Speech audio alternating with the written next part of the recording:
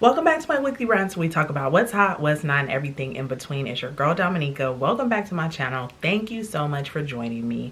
Make sure you like, share, subscribe, leave me some comments, drop down and let me know how you guys are doing today.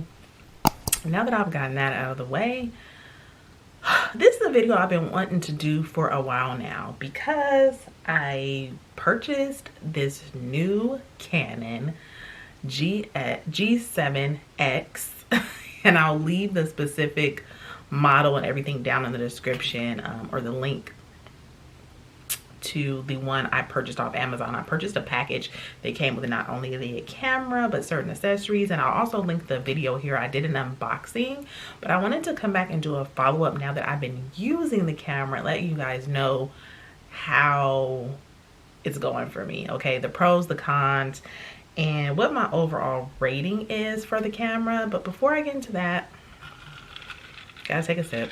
One moment. This is a little vodka and lemonade. Yeah. So cheers, everyone. Cheers.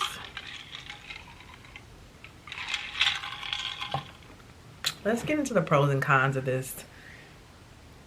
Let's get into the pros and cons of this camera, you guys. So I will say this: when I was formulating my pros and cons list, I'm happy to see that I have more pros than cons, right?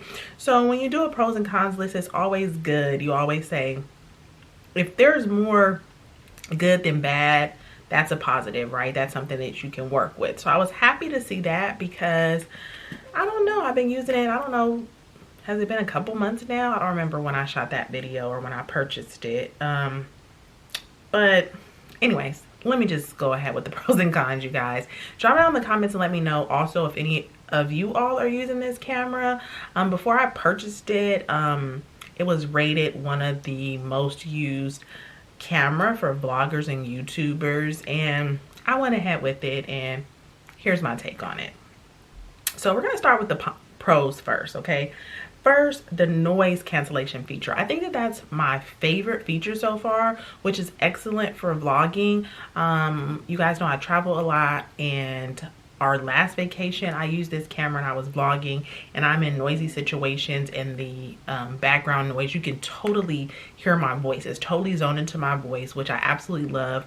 During my research on this camera, I saw another vlogger give that same feedback, and that was one of the things that attracted me to the camera, because I've been shooting videos on my phone, and when I would go outside or I would be out in the elements, the background noise just would ruin the video. Really, you couldn't hear me.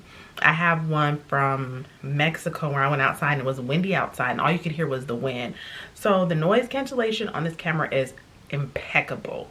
I did a video at the Loan Signing System conference where there's 1,100 people in the room, all kind of noise going on in the background, and you could totally hear me loud and clear. So that, I would say, is my favorite feature or pro. Second is the size. It's really small and compact. I'm able to slip it into my purse and carry it around. It's not large and bulky, which is perfect when you're on the move vlogging. Quality, I mean, overall it's a very good quality camera. I think Canon is known for good quality products, so I have no qualms about the quality of the product. It's easy to use. That was a biggie for me because I hate getting stuck with products and I can't figure out the features, or I have to call customer service. This was very, very self-explanatory. The only thing that I have not been able to figure out yet, and it's only because I haven't put a lot of time into figuring it out, is how to go live directly from the camera to YouTube. There is like some type of third-party app I'll have to incorporate, and I just haven't taken the time to figure that out, but it is capable.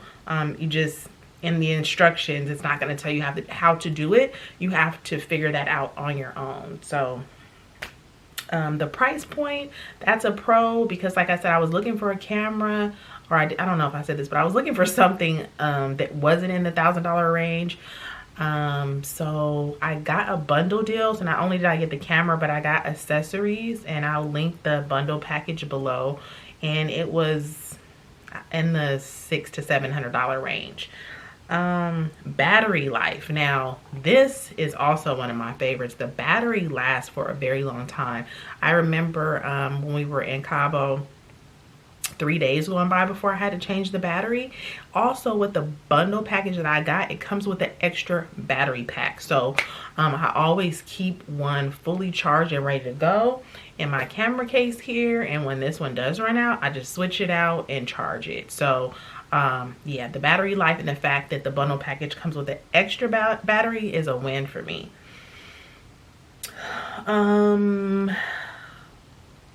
There's an app, there's a Canon app that's very intuitive that I like, that I downloaded to my phone. It talks to the camera. You can use the app on your phone to like take pictures or snap and use the camera.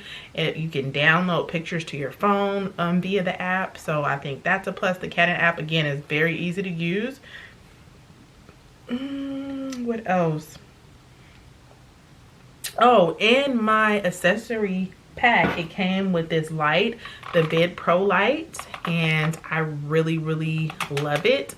I'm actually not even using it in this video. Let me see if I could show you guys an example for me.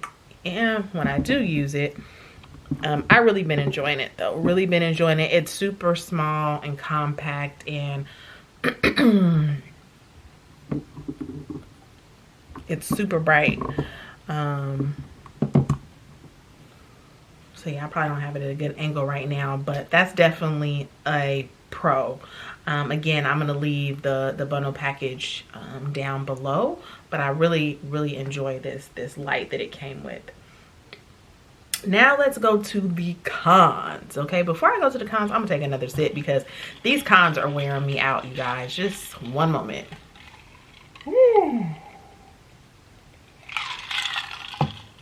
So there's not a lot of cons, but the things that are cons are a big deal. So it's like, I don't know. You guys tell me what you think. So, autofocus. The autofocus is horrible. It's horrible. And I saw some people when I was doing my research on this camera complaining about it. Some complaining and some not. And so I thought, okay, I'll just give it a try. And it's horrible, you guys. I'm going to see if I can show you an example. Like, oh, now it wants to work. Now the autofocus wants to work. Really? Really? Oh, now you want to work autofocus? Really? Ain't this about a bit?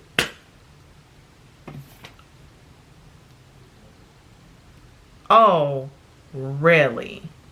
Now you want to work. I promise you guys, this autofocus has not been working for me. You guys have probably seen in some of the videos that I've shot so far, I've been complaining about it. I cannot believe this. Now you want to work?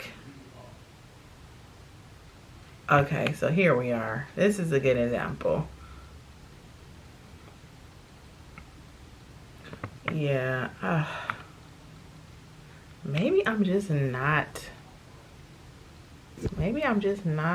doing something right. You guys have to drop down in the comments and let me know, those of you who are using this camera. Like, I'm not happy with autofocus. I'm sorry. I'm not. That's definitely on my cons list, and it's kind of pissing me off because the autofocus is a big deal, especially like if you're a mukbanger, let's say. You know, mukbangers always are using an autofocus. They want to show you their food, or even for myself, I'm not a mukbang channel, but sometimes I'm doing things that I want to show you guys and move in and out of the frame, and I need the autofocus to work.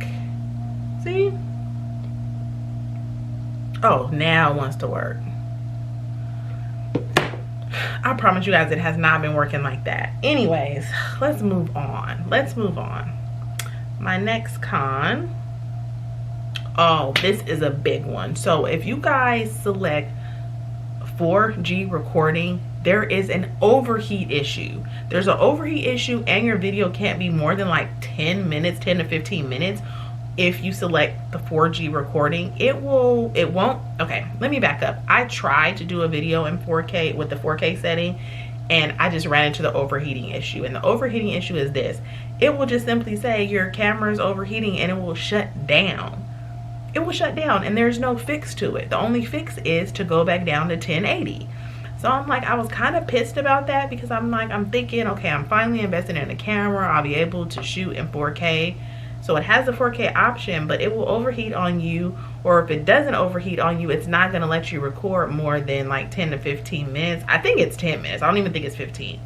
I could be wrong, something like that. But I did a lot of research on a fix. I thought it would be a fix to it, but no, the only fix is to go down to 1080. So I don't know how I feel about that.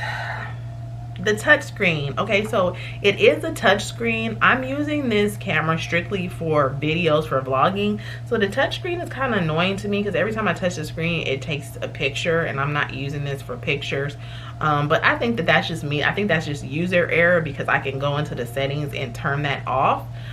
Which I think I have. When I first bought it, like every time I touched the screen, it was snapping a picture, and that was like kind of annoying me. So that's it, you guys. Those are my pros and cons.